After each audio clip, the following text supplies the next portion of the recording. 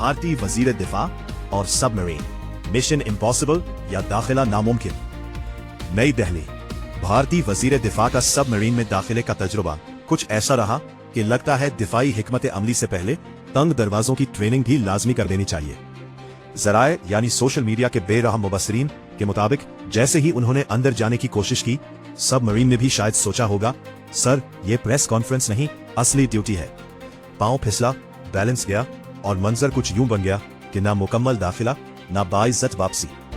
काफी जद्दोजहद के बाद जब निकाला गया तो मौसूफ ने फौरन फैसला सुना दिया, ये जगह बहुत तंग और खौफनाक है, हम दूर से ही कौम की खिदमत कर लेते हैं। अंज निगारों का कहना है कि जहां सिपाही महीनों तक इन्हीं आबदोजों में ड्यूटी देते हैं, वहां एक मुख्तसर वजारती दौरा भी एडवेंचर स्पोर्ट बन गया। सोशल मीडिया पर तबसरे कुछ यूं रहे, जो अंदर जाने से घबरा जाए वो बाहर बैठकर जंगी हिकमत अमली कैसे बनाएगा।